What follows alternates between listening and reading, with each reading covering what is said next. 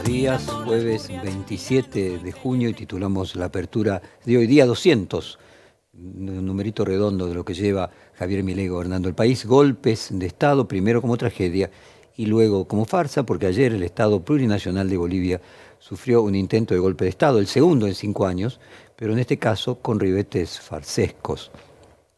Ayer aún una democracia debilitada, el presidente Luis Arce logró imponerse y mantenerse en el poder a pesar de la presión de numerosos sectores golpistas. Y para musicalizar la apertura de hoy, que andaremos también cómo cambia la idea de golpe de Estado en un contexto de frustración e insatisfacción democrática, escuchamos de una cantante que se popularizó boliviana tras el golpe de Estado de 2019, Carolina Besolo, la canción Resistencia.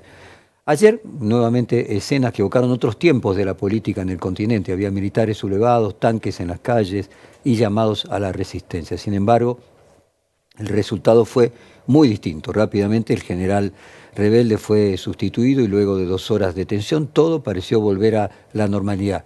Una Bolivia en crisis política, dada la pelea entre un presidente débil como Luis Arce y un líder fuerte como el del partido de Evo Morales, el propio Evo Morales, pudo mantener, aún así, a pesar de esa debilidad, pudo mantener la institucionalidad, a pesar de que también se encuentra en una crisis económica con la merma de las reservas gasíferas de ese país, situación que recuerda a la Argentina en los tiempos del Frente de Todos, entre Alberto Fernández y Cristina Kirchner. Ayer tuvo un episodio cuyo desenlace no permitió, gracias a Dios, la interrupción democrática. En el contexto de merma de la adhesión democrática a la que asiste la gran mayoría de las naciones del mundo, los golpes de Estado parecen haber dejado de ser la opción. La amenaza sobre la institucionalidad parece darse dentro del propio sistema democrático.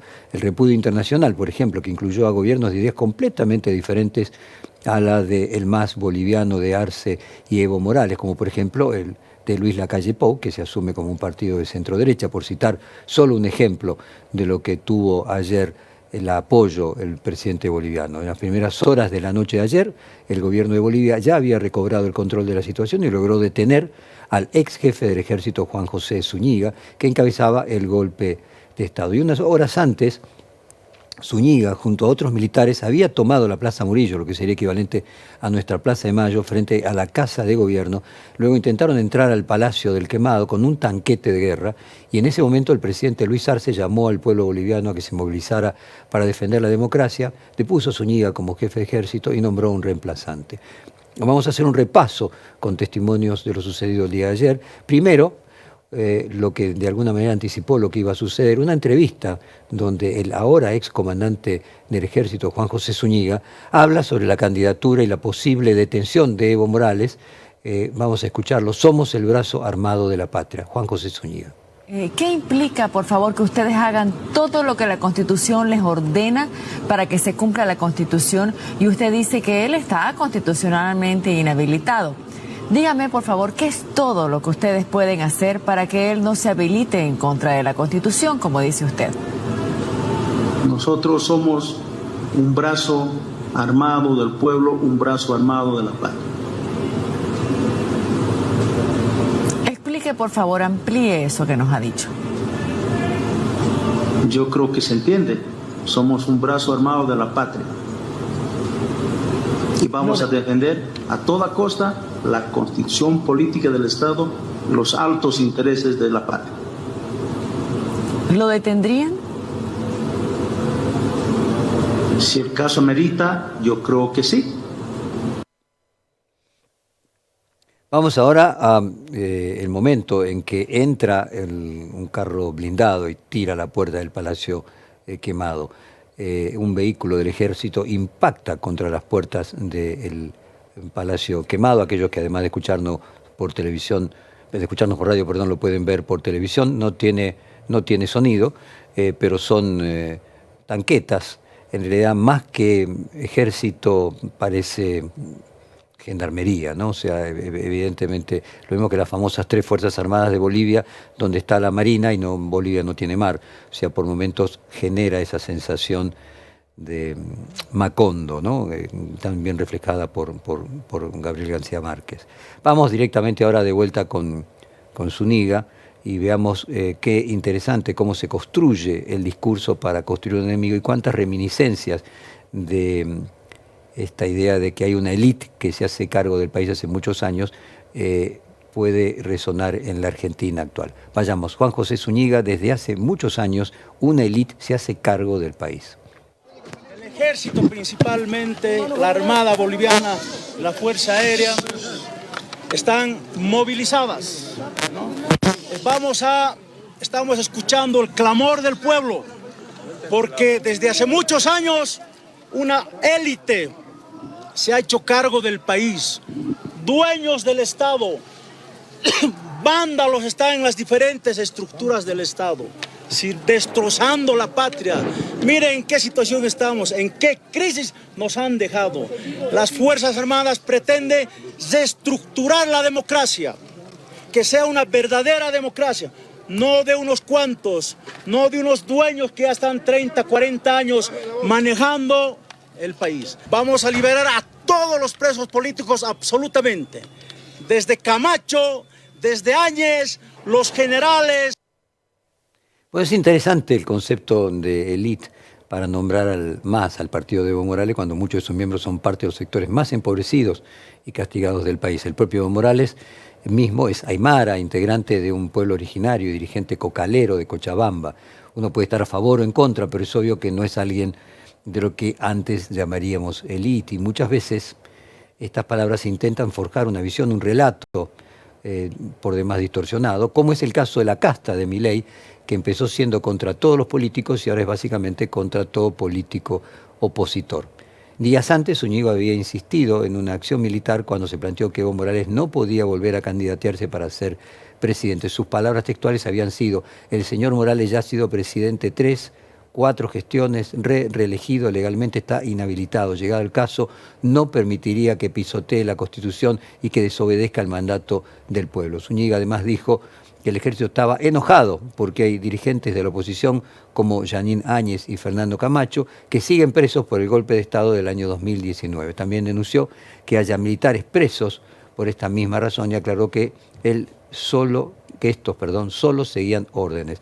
Parece exactamente que los argumentos se repiten a lo largo de los años y no se oxidan, ¿no? Horas después, los presidentes de Latinoamérica y gran cantidad de todo el mundo expresaron su repudio al golpe de Estado y dentro de Bolivia hasta Jeanine Áñez se opuso a la acción militar. Esto evidentemente aisló a los insubordinados y precipitó el final del golpe. Vamos ahora al momento clave en el que cara a cara el presidente Luis Arce con el jefe de ejército José Zúñiga cuando intentaba entrar a la casa de gobierno quemado. ¡El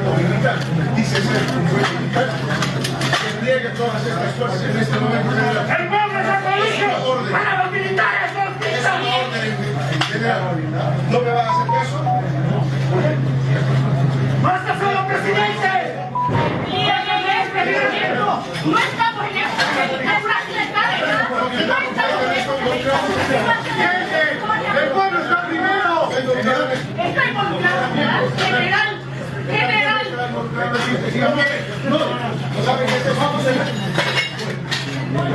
El presidente Luis Arce le ha pedido al general Zúñiga que replegue a los uniformados de la policía militar.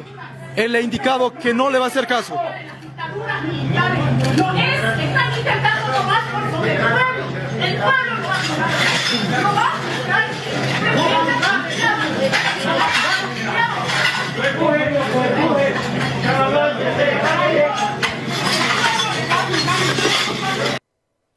Qué diferente, ¿no? A aquellos que tenemos más años, a los recuerdos de lo que eran los golpes de Estado. Allí el comandante jefe del ejército se retira cuando el presidente le dice que se vaya, como decíamos, ¿no? Convertido en farsa. Ahora vamos a escuchar al sociólogo Santiago Anria, doctor en Ciencias Políticas, especialista en movimientos sociales y partidos políticos de América Latina, quien nos envió un audio explicando a la producción cuál es su visión de lo que ha sucedido en Bolivia. Escuchemos a Santiago Anria.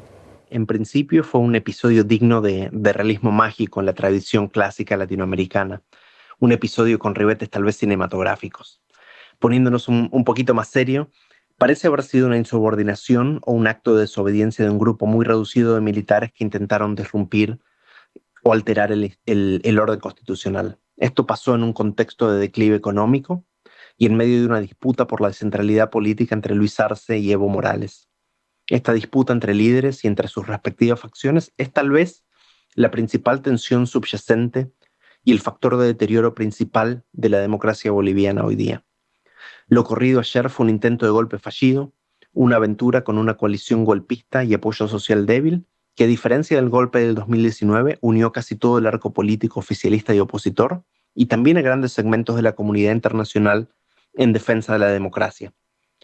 Resta ver ahora si esa unión se traduce en una mayor cohesión interna en el MAS, es decir, si es que sirve para atar a las facciones arcistas y evistas que están hoy en disputa.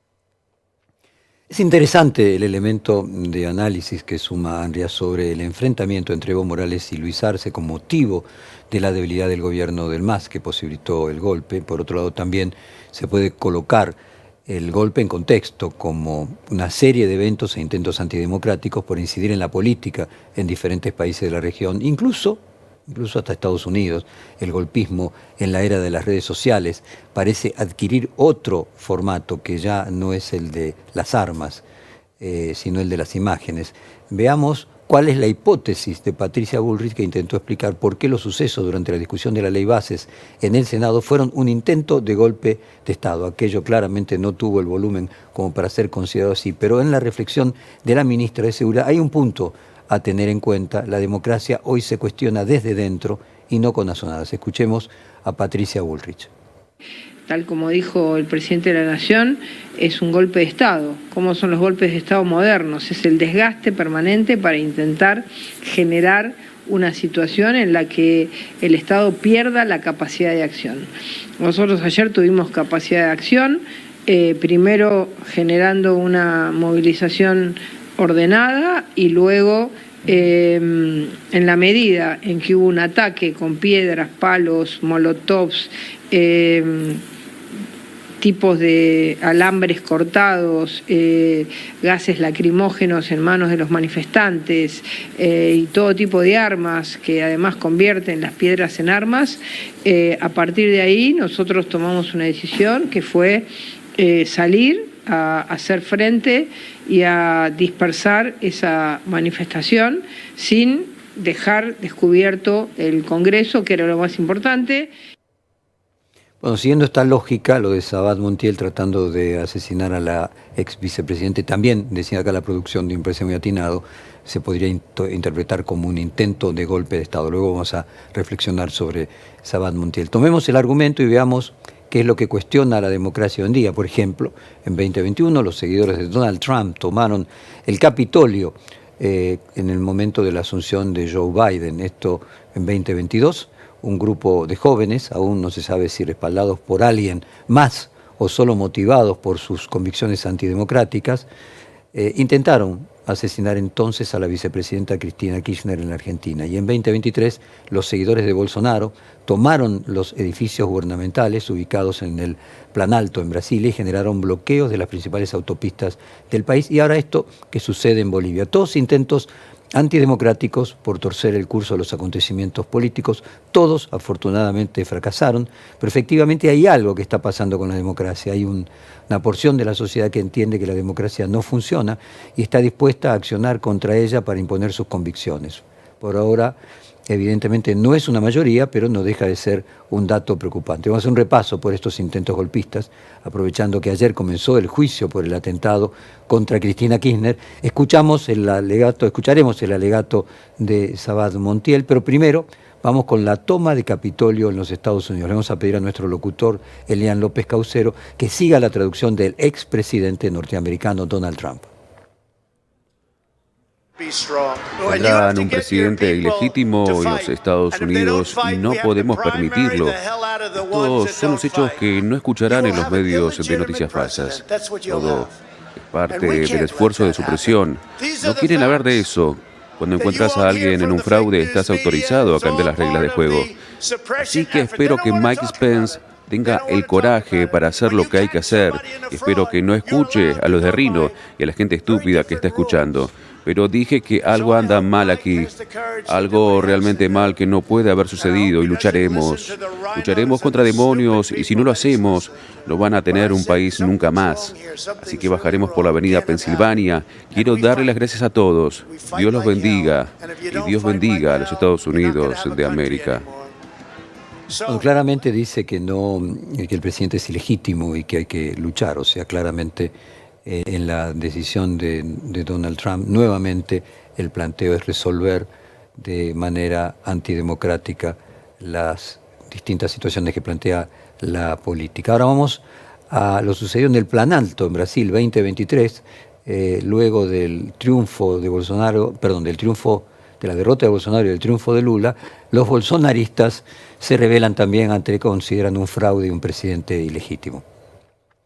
Lo que estamos, aquellos que además de vernos, de escucharnos por radio, y vernos por televisión, podrán ver las imágenes increíbles también, como decía el analista, típicas del realismo mágico, sería casi de García Márquez, tomando una enorme cantidad de personas, la plaza de los tres poderes y el Congreso fundamentalmente, y destruyendo gran parte del Congreso. Un calco de lo que se había visto 2 años antes en Estados Unidos con los trumpistas. Pero ayer justamente fue el inicio del juicio por el atentado de la ex presidenta y ex vicepresidenta Cristina Fernández de Kirchner. Vamos a escuchar fragmentos de su atacante, de Fernando Sabac Montiel. La institucionalidad de la Argentina se puso en jaque en aquel momento con el intento de magnicidio sobre la expresidenta y vicepresidente en ejercicio en aquel momento. Escuchemos las propias palabras del que intentó llevar adelante el asesinato. Traté de pagar el precio de lo que otros no hicieron.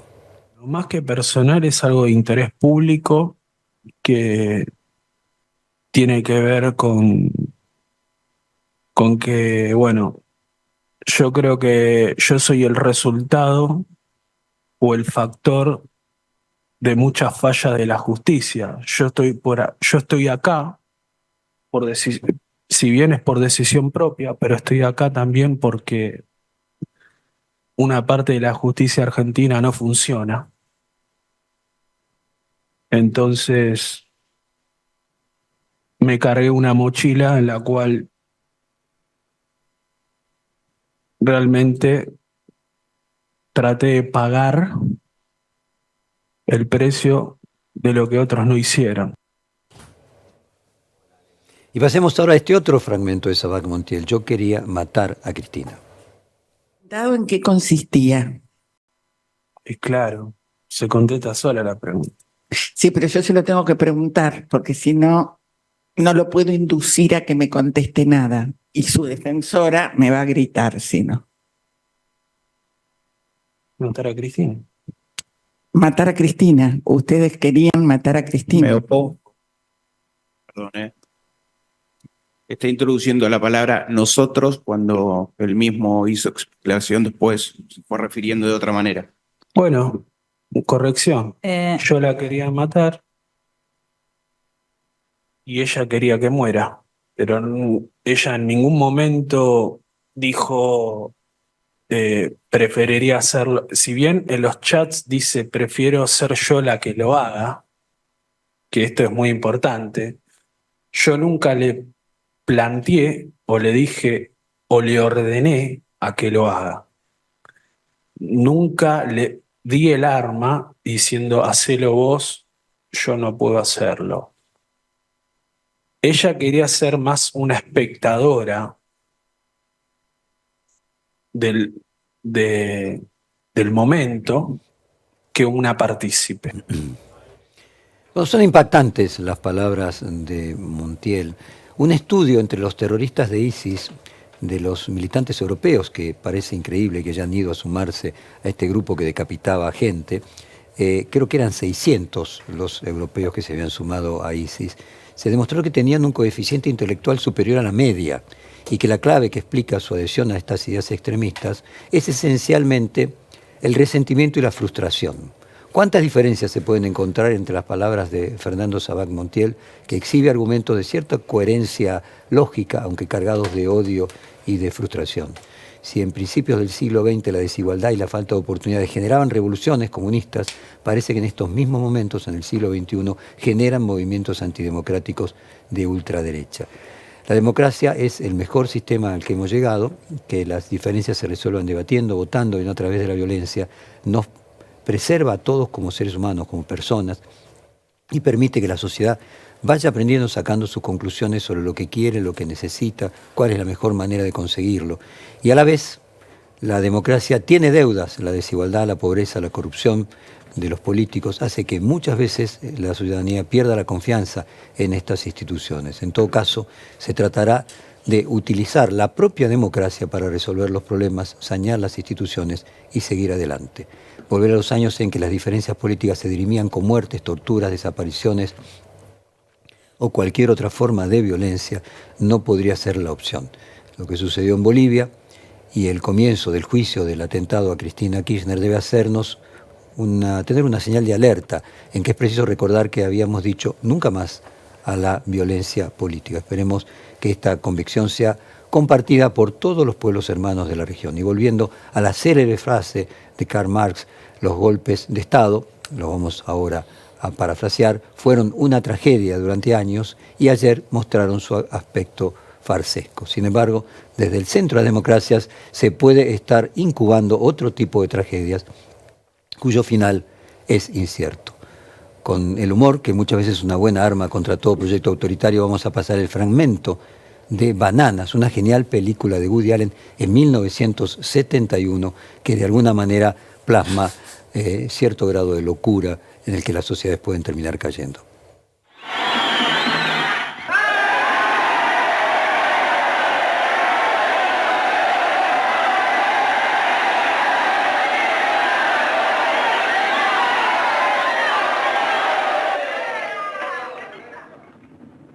Escuchadme. Soy vuestro nuevo presidente. A partir de hoy, el idioma oficial de San Marcos será el sueco. ¡Silencio! Además de eso, todos los ciudadanos de San Marcos deberán cambiarse la ropa interior cada hora y media. La ropa interior deberá llevarse por fuera, para que podamos comprobarlo. Además, todos los niños menores de 16 años tienen ahora 16 años. ¿Pero qué barbaridades está diciendo? El poder se le ha subido a la cabeza.